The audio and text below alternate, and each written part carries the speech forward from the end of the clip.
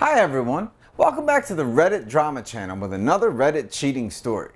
Before we start, please hit the subscribe button and like the video if you enjoy it.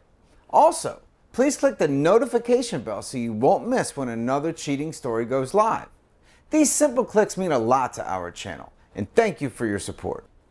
My friend has been bragging about his new girlfriend, turns out I'm in need of a place where I could put down my mask, the facade to my inner thoughts and true emotions. Pretending to be okay, to be happy has taken a toll on me. It's tiring. I'm 26, working full-time. I'm a family-focused Asian, probably from my own upbringing. With my parents divorced, I take relationships and friendships very seriously. It's been a little over a month since my last relationship, where my girlfriend cheated on me with one I used to call a close friend. Things just never felt the same since. Not many know what actually happened. I only told them we broke up. I don't want to burden my friends with negativity. They've always seen me as the beacon of happiness and someone they could confide in. Perhaps when I was in a happy relationship, I could help others in need. At the moment, it takes a lot more strength to do so. Now I feel like I've lost my capacity for love. I feel numb and empty. My heart is broken, shattered. I've only been in 2 relationships, and I'm already feeling sick of it. It all happened within the past 4 years and they both ended poorly. My first ended abruptly and my second cheated on me with a close friend. My first relationship was 4 years ago. It lasted just over a year and honestly, in hindsight it was a good experience, but it just ended so abruptly and painfully. We met online, and we just had so much in common. It was both our first relationships and it felt so right for the first year. We had lots of fun first-time experiences with each other and our families were on good terms. However, a couple of months later after our anniversary, she wanted a break, which led to a breakup days later. She wanted to break up because of lots of small reasons, which built up over time. For example, I can be a little blunt and analytical when she asks for advice, but she only wanted emotional connection. I wasn't keen on adopting new hobbies that she liked and wanted me to try, and not asking her out enough on proper dates. Instead, I just bring her out with friends and family only. They're all things that I could have worked on if she communicated with me. But she felt that breaking up was the best thing to do. I tried to argue, I tried to plead, nothing worked. In the end, she blocked me from all social media. Her parents even apologized to me and it's not even their fault. That breakup really hurt. First breakups apparently always do. I really learnt that I needed to be more compassionate, more emotionally available. I learnt that I should be more open to learning new things. I learnt that love can make you blind to the flaws and issues that you may have had. I learnt that complacency in a relationship is real. I learnt that I need to be more aware, and try harder in my relationships. I took some time to heal, which honestly felt more like I just got used to the pain. I eventually ended up getting back into online dating and I found a girl that I felt that I was very compatible with. We went out for 3 months before calling it official, partially because I felt I wasn't emotionally ready. This time, I felt driven to make it right. I tried to make her the happiest girl. I picked her up from work every day, sometimes went on a date while we were at it and then sent her home safely, after I finished work. I learned how to cook to keep her nice and fed, her favorite dishes, a full course meal, etc. I learned how to crochet and made her a full set of winter accessories like socks, gloves and a scarf because her hands and feet get cold easily. I took an art course to learn how to draw her a portrait of both of us holding her dogs. I took another course on animation to create an animation for our anniversary, encompassing all our favorite memories. I made sure to care for her family as much as I do for her. Throughout the time we were dating, we had talks about our future. We began looking at houses/apartments, just looking at the market, where we can afford, what suburbs look decent.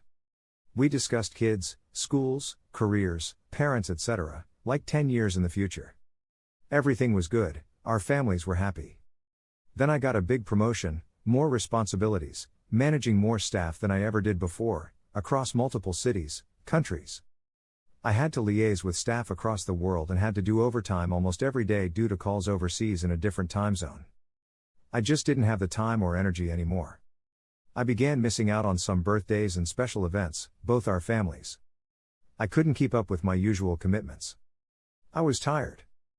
I started buying last-minute gifts and reduced the amount of time we went out together.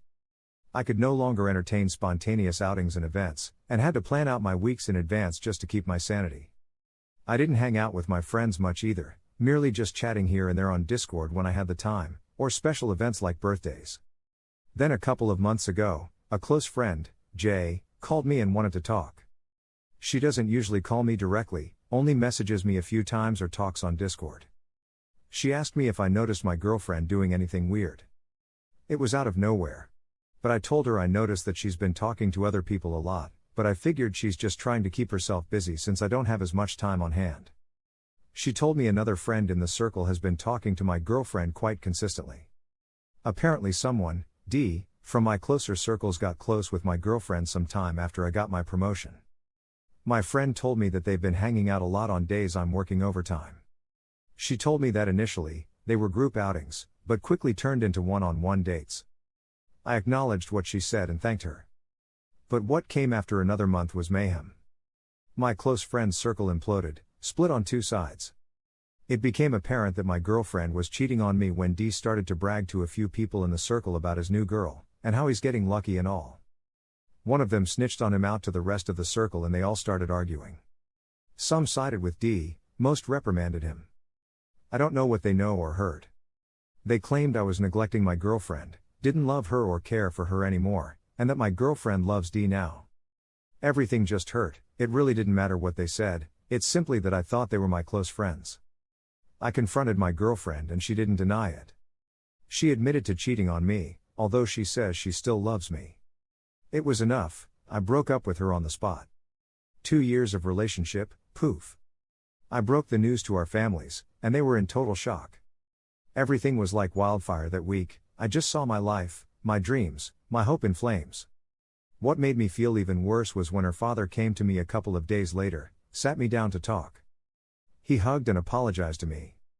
He said I would have been his ideal son-in-law, but he failed to raise a good daughter. His teary eyes made me cry with him. It's not his fault, it's none of their fault. I reconnected with a childhood friend, M, during one of my friend's birthday parties. Small world. But even after so long, he saw through my facade and knew instantly that there was something wrong. I couldn't hold it in and told him. He gave me his thoughts on love, relationships, girls, etc. One of his points struck hard with me. You're too nice. Being nice is great, but being too nice at the beginning can be really bad. They start taking you for granted. And once they get used to your kindness, they see it as a right rather than a privilege. And then once you are too tired or too busy to retain that kindness, they'll think that you're lacking, they'll start noticing your flaws and call you out. They call it keeping you on your toes, pushing you to improve. Some girls prefer bad guys, because they want to see their partner improve because of them, they want that sort of achievement. They don't feel that same satisfaction from someone who already got their shit together. They feel intimidated. But anyway, lots of girls like this would end up regretting because they realize what they lost only after they truly lose it. Don't take her back if she ends up crawling back. You deserve better. Honestly, I don't know if he's correct or maybe I don't care if he is. It just felt so right, it resonated with me. But I don't know what to do. His words made me feel both better and worse. It was the most conflicting feeling I've ever had. The belief that it shouldn't be my fault, but what did I do to deserve such treatment? Still, it's good to see him again. The foundations of my existence shook that week it all happened. Friends I regarded amongst the closest betrayed me, a close social circle who were once close argued, fought and split over me, a girlfriend who I loved so dearly cheated on me. I've lost my self-esteem and confidence. I've questioned whether I am a good friend, or person and whether other people I hold dear will also do the same. I lost my identity, living under a mask to hide. I've built walls so high that I can't even see what's in front of me anymore. I don't know what to believe anymore, I don't know who I am. Perhaps my wounds will heal in time, or at least allow me to get used to the pain. Work will keep me occupied, my support network of aunties and uncles who have always been there for me will keep me grounded. I'll slowly rebuild myself from its foundations. Maybe it just wasn't my time for love yet, maybe someone will be out there. I don't know, one can only hope. Thank you for watching and don't forget to subscribe and turn on the notification bell for any future cheating stories.